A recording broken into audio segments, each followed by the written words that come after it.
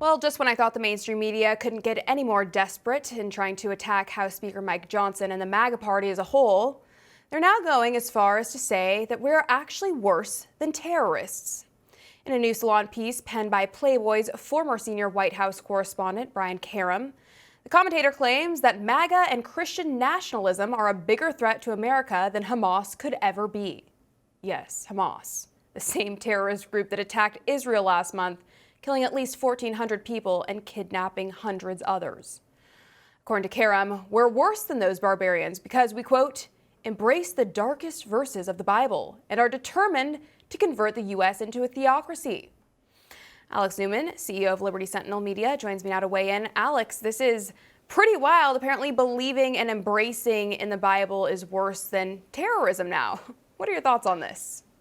Yeah, it's very troubling, Allison. The reality is this is not limited to the fringes like Salon and Playboy. There are people at the highest levels of the U.S. government who believe exactly the same thing.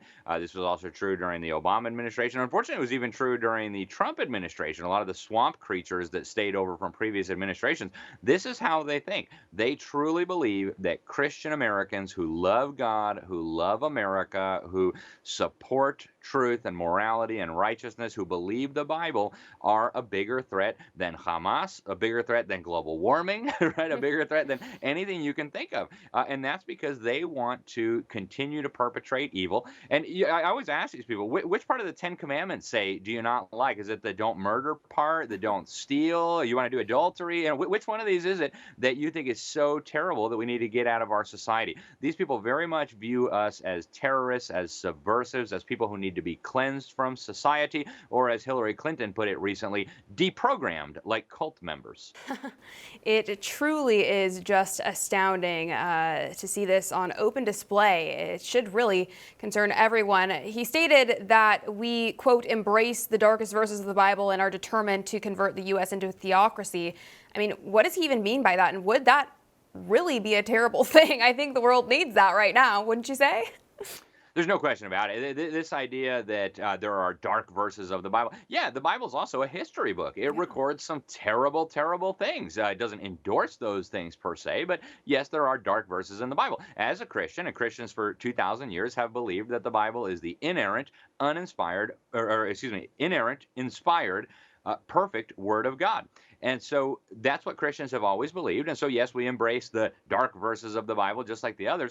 And there's no question, Allison, that societies are better off when they follow these moral precepts. America is really a very, very good example of this. If you actually go back to the earliest days of our country, the U.S. Constitution, 1787, right after we declared independence, one of the most important speeches I ever read in my life was by Samuel Langdon. He was the president of Harvard University at the time, speaking to the New Hampshire legislature, encouraging them to ratify the Constitution. He actually encourages them to approve the Constitution because it's based, he says, on the principles of government that God revealed to ancient Israel in the Old Testament. It's a powerful, powerful speech. Anybody who doesn't understand that America and our institutions and our Constitution and our system of government are inextricably intertwined with the Bible and with Christianity doesn't know anything about American history. Either that or they're a liar.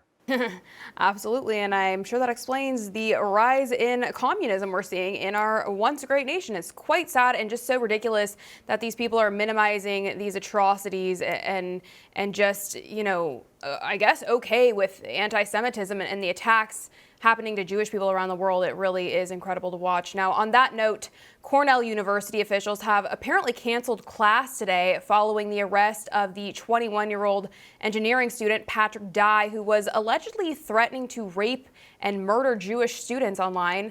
I just think this is so sickening, Alex, that this is happening yet again. And quite frankly, I'm not sure just canceling class is really sufficient here. What do you make of this decision and what should be done in this scenario?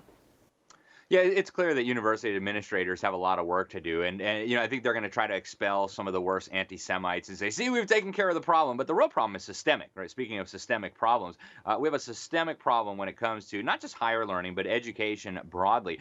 These schools, as President Trump recently pointed out, are creating terrorists and communists and Hamas supporters, through indoctrination of these children, through brainwashing of these young people on college campuses. So shutting down the campus for a day, arresting a couple of nut jobs who threaten violence, that's not actually going to solve this. Now, hatred of the Jews is an ancient hatred. God chose his people and used them to be a light unto the nations, to reveal his character to the people of the world, to the nations of the world. So this irrational hatred of Jews is very ancient. It's not going to go away simply, but the fact that it is metastasizing on college campuses across America with our tax money should cause us to pause and should really cause us to determine that we're going to root this out, and at the very least, we're going to stop paying for it with our money.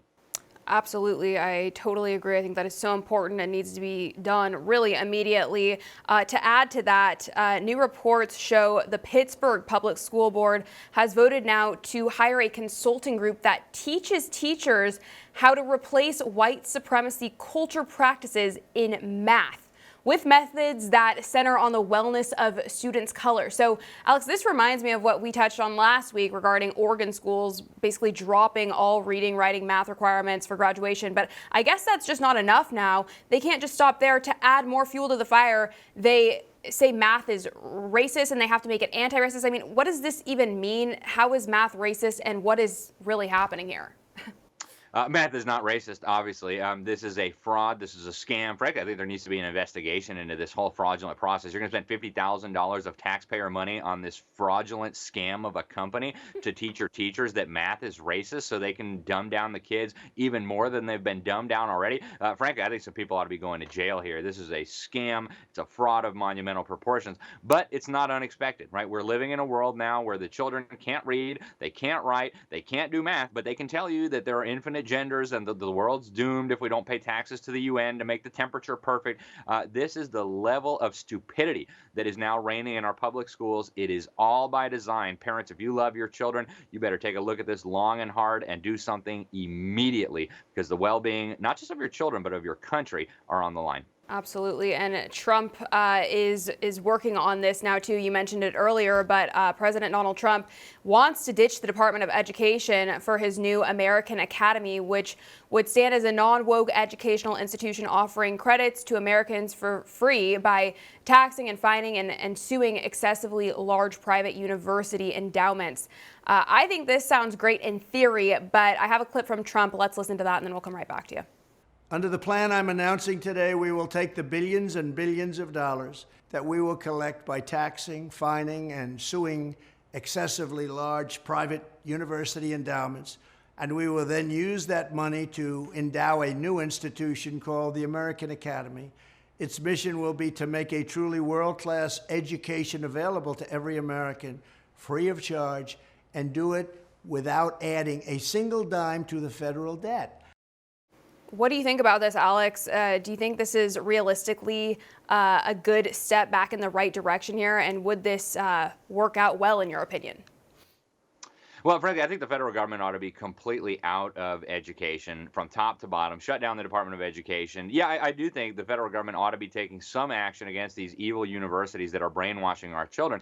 One of the reasons they're able to do this is because of all the federal money flowing to these institutions, whether it be in the form of research grants or loans to college students so they can go get brainwashed and then pay back $200,000 for their worthless degree. If we would stop the flow of federal funds, we'd be a lot better off. But really, if you look back at the history of higher learning in this country, it's truly extraordinary.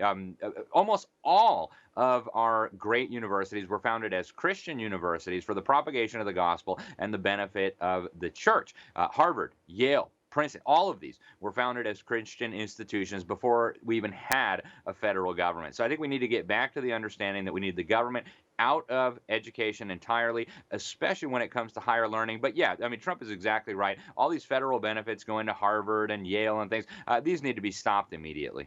Yeah, I totally agree. I guess we are far past time that we turn America back into a theocracy, right? I don't think someone would be too happy about that, but I think that's what needs to be done. Alex, we're all out of time for today, but thank you so much for joining us. I appreciate it. Thank you, Alison. For all our viewers asking where One America News is heading in the future, we would like to introduce you to OAN Live. OAN Live is the best way to stay up to date on all of the hard-hitting, straight-shooting, national and international headlines. And the best part is, OAN Live is only $4.99 per month. All the credible, honest, unbiased reporting One America News offers at a fraction of the cost of cable. Just go to OANN.com to easily sign up for OAN Live and stay informed.